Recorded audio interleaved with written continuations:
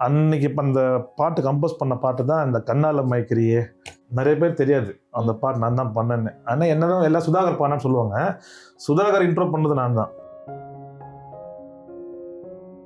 பாட்டு பாடினவங்க பேர் ஃபர்ஸ்ட் ஆச்சு. நிறைய பேர் என்ன பண்ணிட்டாங்க, நீங்களா போட்டீங்க, அப்புறம் யூடியூப்ல போய் வாங்க. ஆமாம் சார், நீங்கள் உட்காந்துருக்கீங்க, நீங்கள் தான் மியூசிக் பண்ணீங்கன்றான். ராதாரவி சார் வந்து அவர் கூட நெருங்கின ஒரு ஆப்ஷன் கிடச்சிது எனக்கு. அவங்க கூட பேசி ஒர்க் பண்ண படம். ஒரு அவ்வளோ பெரிய லெஜெண்ட் வந்து ஒரு நேச்சுரல், அவர் நிறைய நம்ம இன்ட்ரெஸ்ட் பார்த்து கத்திருப்பார், கோவப்படுவார், ரொம்ப ஸ்ட்ரிக்டான நபர் போல் இருக்குது அப்படின்னு தான் பேசுவாங்க. ஆக்சுவலி அப்படியே உள்டா, அவர் ஒரு சைல்டுன்னு சொல்லலாம், ஒரு குழந்தைன்னு சொல்லலாம். Welcome to the show spotlight viewers with me Vijay Sandhya. இன்னைக்கு நம்ம ஸ்பாட்லைட்ல யார் ஜாயின் பண்ணியிருக்காங்க அப்படின்னு பார்த்தீங்கன்னா, music director Swaminathan Rajesh sir அவர்கள் தான் ஜாயின் பண்ணியிருக்காரு.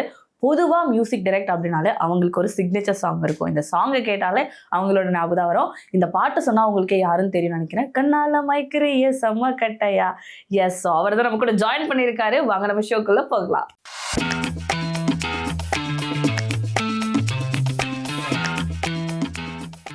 ஏதாவது ஒரு பயங்கரமா நடந்த ஒரு இன்சிடென்ட், நீங்க மறக்க முடியாத ஒரு இன்சிடென்ட் வந்து எல்லாம் லீக் ஆயிடும்னு பாக்குறேன். தஞ்சாவூர் பக்கத்துல பேராவூர்னு ஒரு ஊர் இருக்கு. இவங்க சசிகலா மேடமோட ஃபங்க்ஷன், அவங்க வீட்டு ஃபங்க்ஷன், சார் தான் கச்சேரி பண்ணார்.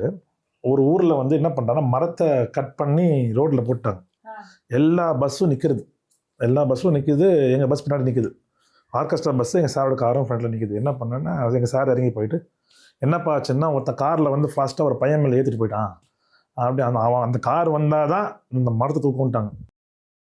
அப்புறம் எங்கள் சார் என்ன பண்ணாருன்னா, அவனை கூப்பிட்டு வா, போலீஸில் போய் கம்ப்ளைண்ட் கொடுப்போன்னு சொல்லிட்டு போயிட்டு கம்ப்ளைண்ட்லாம் கொடுத்து எல்லாம் முடிச்சுட்டு வந்தோன்னே, அந்த ஊர் மக்கள் என்ன பண்ணிட்டாங்க, எப்பா சார் வண்டி அனுப்புப்பா, அவர் வண்டி வெளில போட்டோம் சொல்லிட்டு மரத்தை தூக்கிட்டு என்ன பண்ணிட்டாங்கன்னா, இன்னும் ஞாபகம் இருக்குது, மற்ற வண்டிக்கெலாம் லாக் போட்டாங்க, கத்தி யாரோ வச்சுருக்கிறாங்க. எவனா வண்டி தரல, எங்கள் வண்டி போ எங்கள் பஸ்ஸு, எங்கள் சார் பஸ்ஸு அனுப்பிச்சுட்டாங்க. ஏய் தலைவர் வண்டி போட்டோம், அவர் வண்டி, அவருக்கு இருக்க அறிவு கூட எவனும் இல்லையா? அத்தனை நேரம் நிற்கிறாங்க. அந்த ஊர் மக்கள் யாரும் சப்போர்ட் பண்ணாமல் எல்லாம் கம்முனிங்கன்னா, எங்கள் சார் சப்போர்ட் பண்ணார். அதனால் இவர் வண்டி போட்டோன்னு சொல்லி அமுச்சு விட்டுட்டு அங்கே போனால் டைம் ஆகிடுச்சு. எங்களுக்கு ஆக்சுவலி 10 மணிக்கு கச்சேரி ஆரம்பிக்கணும். வி ஆர் 11:30 ஆகிடுச்சு எங்களுக்கு. அங்கே போய் ஸ்பாட்டுக்கு போனால் எங்களுக்கு ஸ்டேஜ் எங்கன்னே தெரில. எல்லாம் வாழை மரம் ஆப்பிள்லாம் தொங்குது. பார்த்தா ஸ்டேஜே அந்த மாதிரி இருக்குது. ஸ்டேஜே ஃப்ரூட்ஸில் நான் இது வரைக்கும் என்ன பார்த்ததே இல்லை. இப்போ வந்துட்டுலாம் தெரியாது. ஸ்டேஜ் பேக்ரவுண்ட் ஃபுல்லாக வேர்ல்டில் இருக்கிற அத்தனை பழங்களில் செட்டிங்ஸ், பனானா, அது ஆப்பிள், மாதுளை, கொய்யாக்காய், கிரேப்ஸு வச்சு பேக்ரவுண்டு வச்சுருக்காங்க. கச்சேரிலாம் முடிச்சிட்டோம். கச்சேரி முடிச்சுட்டு எல்லாம் பேக்கிங்லாம் பண்ணி முடிச்சுட்டு பேமெண்ட்லாம் எப்போவுமே நான் சாப்பிட நான் தான் இருக்கேன் பேமெண்ட் கொடுக்கும்போது. எல்லாம் முடிச்சுட்டு திருப்பி கீபோர்டுக்கு போனால் பேக்ரவுண்டில் பாதி பழம் காணும். எல்லாம் நம்ம ஆளுங்க எல்லாம் பேக் பண்ணி வச்சுருக்காங்க. அதுவும் எனக்கு தெரியாது. பஸ்ஸில் ஏறி வரும்போது ஒவ்வொருத்தர் கையில திராட்சை வத்தை சாப்பிட்றா, ஒருத்தர் கொய்யாக்காய். எங்கே இது சாப்பிட்டா மச்சான் நீ எடுக்கலையா, நான் ஏன்டா எடுக்கணும், அப்போ உனக்கு சேர்த்தா எடுத்து வருங்க. அது மாதிரி அதெல்லாம் ஃபன் ஐட்டம்ஸ் நிறைய இருக்கு. நீங்கள் இப்போ 1-2 தான் சொல்கிறேன். ஆமாம், அவரோட கச்சேரி ஆகட்டும், இவர் கங்கை மசார் கச்சேரி ஆகட்டும், நிறைய நீங்கள் ஃபன்ஸ்லாம் நீங்கள் அதான் சொன்னேன், உங்களுக்கு எல்லாம் பத்தாது. அதனால் அப்படி வந்த காலகட்டங்களில் ஒரு 2010 மியூசிக் டைரக்டராக உருவாக ஒரு படம் வந்தது. இந்த படங்கள் வந்து அன்னைக்கு இப்போ அந்த பாட்டு கம்போஸ் பண்ண பாட்டு தான் இந்த கண்ணால மயக்கிறியே. நிறைய பேர் தெரியாது அந்த பாட்டு நான் தான் பண்ணேன்னு. ஆனால் என்னதான் எல்லாம் சுதாகர் பானான்னு சொல்லுவாங்க. சுதாகர் இன்ட்ரோ பண்ணது நான் தான். ஏன்னா சுதாகர் வந்து நல்ல பாட்டு எழுதுவாப்புல தம்பி. நம்மள்ட்ட சான்ஸ் கேட்டிருந்தாரு. ஆனால் அந்த பாட்டை வேற ஒருத்தர் பாட வேண்டியது, நான் பேர் சொல்ல விரும்பல. ஆனால் இந்த பையனோட இன்ட்ரெஸ்ட்டை பார்த்து அந்த பாட்டை எழுத கொடுத்தேன். நைட்டு 1 மணிக்கு உட்காந்து எழுதினா. நான் டியூன்லாம் போட்டு முடிச்சுட்டேன். அந்த நம்பரும் பாட்டு எழுதி கொடுத்துட்டாரு. நான் பேர் சொல்ல மாட்டேன், நீ கேட்டால் சொல்ல மாட்டேன், ஓகேவா? அந்த நம்பர் பாட்டு அதுவும் சூப்பராக இருக்கு. இவன் எழுதியிருக்கான், எந்த பாட்டு செலக்ஷன் பண்ணதுன்னு யோசனையாக இருந்தது. அப்புறம் என்னை பொறுத்த வரைக்கும் இந்த நியூ கம்மர்ஸை நான் என்கரேஜ் பண்ணுவேன் நிறைய பேர். அதனால என்ன பண்ணுறேன்னா, அதை அப்படியே ஓரம் வச்சுட்டு இவனோட பேப்பர் வச்சேன், பாடி பார்த்தேன். நான் சொன்னேன் டே கரெக்ஷன் பண்ண சொல்லிட்டு 1 மணிக்கு ஆரம்பித்த அந்த எழுத்து வந்து 5:30 மணிக்கு முடித்தோம். அதுதான் இந்த கண்ணால மயக்கிறியே செம்ம கட்டு. எஸ், அது ஒரு பிடிஎஸ்லாம் பயங்கர வயலர். எந்த சேனல்ல போட்டாலுமே அந்த பாட்டை கேட்பாங்க. எனக்கு தெரிஞ்சு நான் வேற ஒரு டெலிவிஷன்ல பாட்டு எல்லாமே சுதாகர் பாட்டு. நீங்க எப்போதுமே சினிமாவில் வரவங்க சிங்கர்ஸ் பேர் தான் ஞாபகம் வச்சுப்பாங்க. அந்த மியூசிக் டேரக்டர் பேரை மறந்துடுவீங்க. இப்போ ஃபார் எக்ஸாம்பிள் என்ன பண்ணுவீங்க, இப்போ வந்து இந்த கலாசலா பாருங்க வச்சுக்கோங்களேன், யார் பண்ணாங்கப்பா அந்த படம் ஃபர்ஸ்ட் வரும் கரெக்டா, அப்போ யார் பண்ணது, இவங்க பண்ணாங்க அவங்க பண்ணாங்க அப்படின்னு தான் பேசுவீங்க. அப்புறம் யார் மியூசிக் பண்ணாங்க, இப்போ மியூசிக் அப்புறம் தான் போகும். அது மாதிரி இந்த பாட்டு பாடினவங்க பேர் ஃபர்ஸ்ட் ஆச்சு. நிறைய பேர் என்ன பண்ணிட்டாங்க, நீங்களா போட்டீங்க அப்புறம் யூடியூப்ல போய் வாங்க, ஆமா சார் நீங்க உட்காந்துருக்கீங்க நீங்க தான் மியூசிக் பண்ணீங்கன்றான். அதான் நானும் சொல்லிக்கிட்டு இருக்கேன்.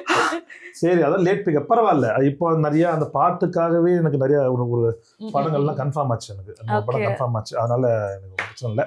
பட் அப்படி ஆரம்பிச்ச பயணம் இன்னைக்கு நல்லபடியா போயிட்டு இருக்கு. இன்னொரு விஷயம் என்னன்னா, இப்போ வந்து பாத்தீங்கன்னா இண்டிபெண்டன்ட் மியூசிக் அப்படின்றது வைரல் ஆச்சு. எவ்வளவு வந்து நம்ம சினிமால மியூசிக் பண்றோம், இண்டிபெண்டன்ட் ஆல்பம்ன்றது. ஸோ இது ரெண்டும் நீங்க எப்படி பாக்குறீங்க? ஸோ இப்போ ரெண்டுமே வந்து சரிசமமா போயிட்டு இருக்கு நம்ம இதுல. இண்டிபெண்டன்ட் ஆல்பம் சாங்ன்றது ஒரு மியூசிக் கம்போசரோட ஃப்ரீடம். ஒரு சுதந்திரமான விஷயம் எதுவும் கேட்டிங்கன்னா கம்போசருக்கு அதுதான். ஏன்னா ஒரு படம்னா ஒரு சிச்சுவேஷன் சொல்லுவாங்க, அந்த சிச்சுவேஷனுக்குள்ள நீங்க அந்த பாட்டை பிளாக் பண்ணணும். கண்டிப்பா. பட் ஆல்பம் சாங் பொறுத்தவரைக்கும் அப்படி கிடையாது. நான் போடுறதுதான் மியூசிக். என்ன வேணாலும் நீங்க ஸ்கோர் பண்ணலாம், பிஜிஎம்ஸ் கிரியேட் பண்ணலாம், நீங்க எவ்வளவு ஸ்ட்ரெச் வேணா வச்சுக்கலாம், உங்களோட கற்பனையை ஃபுல்லாக வைக்கலாம். இது லிமிட் கிடையாது, இது இப்படி தான் யூஸ் பண்ணணும் அப்படி தான் யூஸ் பண்ணணும் கிடையாது. பட் அந்த சாங் படத்துக்கு வந்துச்சுன்னா டைரக்டர் சொல்றத பேச்சு நம்ம கேட்டாகணும். அங்கே அவங்க தான் கேப்டன். ஆல்பம் சாங் பொறுத்த வரைக்கும் மியூசிக் டைரக்டர் தான் கேப்டன். சரிங்களா? அதனால இங்கே லிமிட் கிடையாது, ஃப்ரீடம் ஆஃப் மியூசிக் நம்ம பண்ணலாம். அதனால அனுபவங்கள் நிறையா வரும். நான் ஒரு 20 பாட்டு 30 பாட்டு பண்ணியிருக்கோம் வச்சுக்கோங்களேன், அதில் ஒவ்வொரு பாட்டுலேயும் நிறைய அனுபவங்கள் நாங்கள் கற்றுக்கிட்டோம்.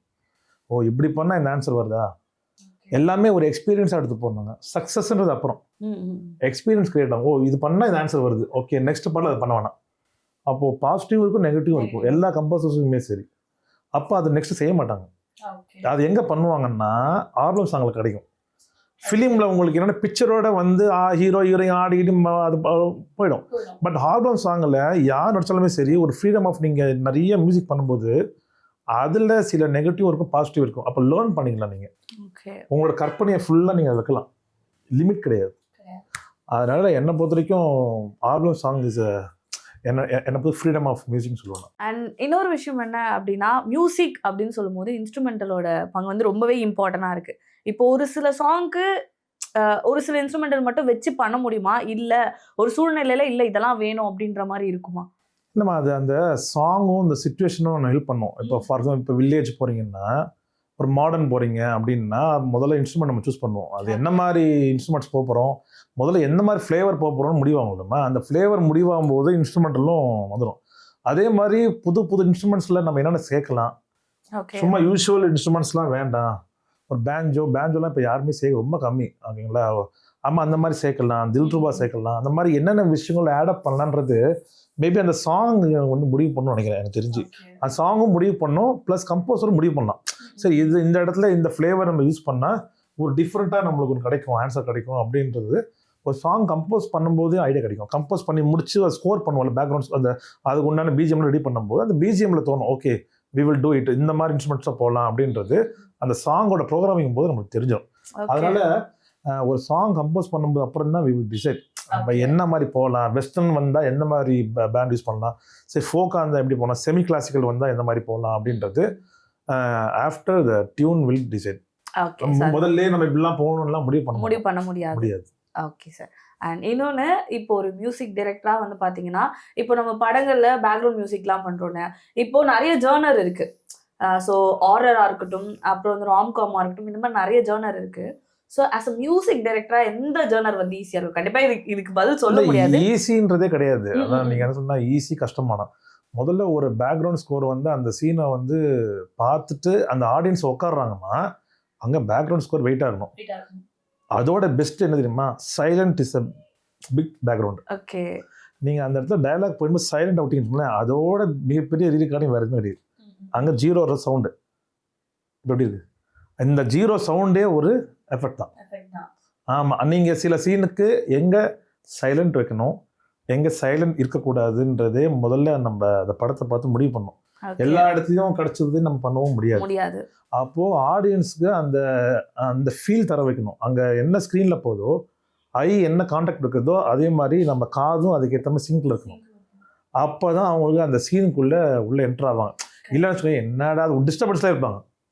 Okay. ஏன்னா சீன் ஒன்று போயிட்டு இருக்கும், மியூசிக் ஒன்று போயிட்டு இருக்கும் வச்சுக்கோங்களேன். சிங்க் இல்லாமல் அப்போ என்னதான். அப்போ முக்கியமாக வந்து ஒரு சாங்கோட ஒரு படத்துக்கு ரீ ரெக்கார்டிங் இஸ் மோஸ்ட் இம்பார்ட்டன்ட், பயங்கர இம்பார்ட்டன்ட். ஓகே. அண்ட் உங்களுக்கு வந்து எந்த ஜானர் படத்துக்கு வந்து ரொம்ப பிடிக்கும் பண்றது? எல்லாமே மாத்தமா. நீங்க என்ன சொல்றேன்னா, ஒரு மியூசிக் கம்போசர் கிட்ட போயிட்டு மியூசிக் எது பிடிக்கும் அப்படின்னு இல்ல சார், பட் என்ஜாய் பண்ணி பண்ணுவோம் இல்லையா? எல்லாமே என்ஜாய் தான்மா, எல்லாமே என்ஜாய் பண்ணி தான் பண்ணிட்டு இருக்கோம். ஓகே. நம்மளுக்கு என்னன்னா ஒர்க், இப்போ ஃபார் எக்ஸாம்பிள் ரீ ரெக்கார்டிங்ல வந்து நம்மளுக்கு இந்த படம் நம்மளுக்கு நேம் வாங்கி தருமா அப்படின்ற ஒரு ஆப்ஷன் எது கிடைச்சாலுமே ஹாப்பி. எஸ், அது எனிதிங். ஓகேவா? அது யார் நடிச்சாலும் சரி, ஏன் நீங்க நடிச்சாலும் சரி. பட் அங்க ஸ்கிரீன் பிளே பக்காவா இருந்து எங்களுக்கு ஸ்கோர் விஷயம் அங்க இருக்குன்னா we will enjoy the moment. அது எந்த படமா இருந்தாலும். அதனால எந்த மியூசிக்கா இருந்தாலும் சரி, எங்களுக்கு என்னன்னா எங்களுக்கு வின் பண்றக்கூடிய ஆப்ஷன்ஸ் அங்க ஸ்கிரீன்ல இருந்தா ஹாப்பினஸ். அண்ட் நீங்க மியூசிக்கை பத்தியும் நிறைய விஷயங்கள் சொன்னீங்க. இப்போ நீங்க ஒர்க் பண்ண படங்கள், அதாவது லோக்கல் சரக்கு, இந்த ட்ரைலர் பார்த்துருக்கேன், ரொம்பவே இன்ட்ரெஸ்டிங்காக இருந்திருக்கும். அண்ட் அது மட்டும் இல்லாமல் அதில் இந்த பாட்டும் வந்திருக்குன்னு நினைக்கிறேன், கண்ணால மைக்கிறேன் சாங்கு.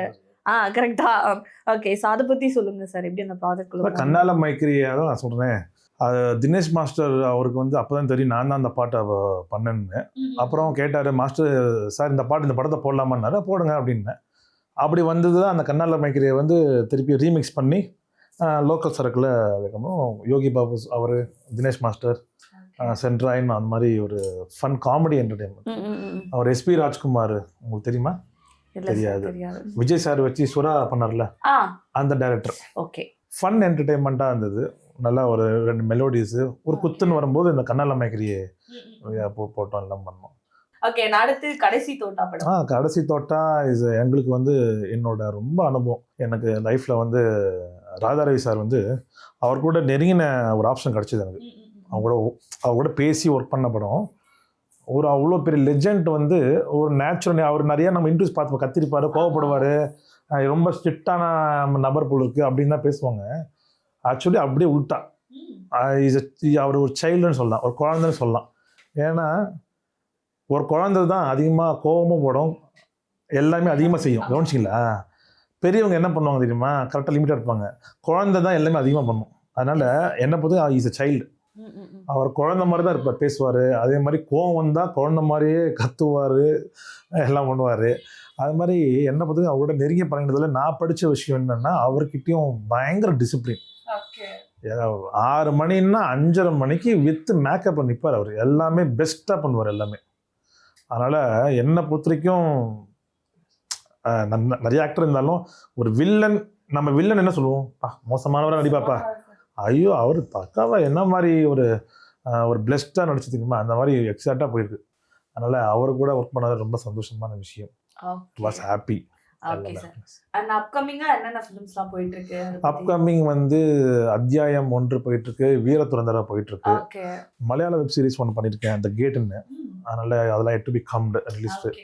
அதனால அது வரும்போது நீங்க மறக்காம அதை பார்த்துட்டு வந்து எதாவது கேளுங்க. Okay, super. அண்ட் வந்து உங்களுக்கு இப்போ வந்து ஒரு சில ஹீரோஸ்லாம் இருப்பாங்க இல்லையா, இவங்களோட படங்கள் வந்து நம்ம பண்ணணும் அப்படின்ட்டு, அந்த மாதிரி யாரு? அப்படிலாம் இல்லைம்மா, எல்லாம் நம்ம சொன்னேன், யார் நடிச்சாலும் சரி ஒரு நல்ல கண்டென்ட்டுக்கு மியூசிக் பண்ணா அங்கே நம்மளுக்கு நேம் கிடைச்சிடும். அதுதான் இன்ட்ரெஸ்ட். ஓகேங்களா? நீங்க ஹிட் ஆவீங்க அப்படின்னா நல்ல கண்டென்ட்ல நீங்க மியூசிக் பண்ணா நல்லா ஹிட் ஆடுவீங்க. அது இந்த ஹீரோல பண்ணாதான் ஹிட் ஆகலாம் கிடையாது. இப்போ அப்படி கிடையாது, மேபி முன்னாடி இருக்கலாம். இப்போ நான் நிறைய படங்கள் பார்த்து வரைக்கும் சொல்றேன். இப்போ கூட இந்த அன்பே டேனா ஒரு படம் பார்த்தேன். I was impressed. அந்த ஹீரோவோட இன்ட்ரெஸ்ட்லாம் பார்க்கும்போது அவருக்கு வந்து அவரே தேடிறாரு. அவருக்கு வாய்ப்பு இல்லைனாலும் வாய்ப்பை உருவாக்கிறார். உருவாக்கிட்டு வின் பண்ணிட்டார்ல. அந்த மாதிரி இன்னைக்கு பிளாட்ஃபார்ம் ஓப்பன். இன்னைக்கு டிஜிட்டலாக இன்னைக்கு உலகம் வந்து ரொம்ப ப்ராடாக இருக்கிறதுனால நீங்கள் எங்கே வேணாலும் ஜெயிக்கலாம். இவர் நடிச்சா ஜெயிக்கலாம் அப்படிலாம் கிடையாது. நல்ல கண்டென்ட் ப்ளே பண்ணுறீங்களா, சூப்பர். அதனால் இவருக்கு தான் படம் பண்ணணும். அந்த நியூ கமர்ஸ் இல்லாமல் நல்ல படம் கிடச்சிதுன்னா அதில் நாங்களும் சேர்ந்து ஜெயிச்சிருவோம். அப்படி சொல்லுங்கள். நியூ கமர்ஸு பெரிய நல்ல கண்டென்ட், அதில் நம்ம மியூசிக் பண்ணோன்னா நம்ம இந்த பூவும் சேர்ந்து நாரும் மணக்குதுன்னு சொல்லுவாங்க. அது மாதிரி நல்ல கண்டென்ட்டோட மியூசிக்கும் சேர்ந்து இணைஞ்சதுன்னா நல்ல ஒரு நேமும் கிடைக்கும் நம்ம. Super sir. அண்ட் ரொம்பவே இன்ட்ரெஸ்டிங்காக இருந்துச்சு. நிறைய இன்ட்ரெஸ்டிங்கான விஷயங்களை ஷேர் பண்ணிங்க. மியூசிக்கை பற்றி நாங்களும் நிறைய தெரிஞ்சுக்கிட்டோம் இன்னைக்கு.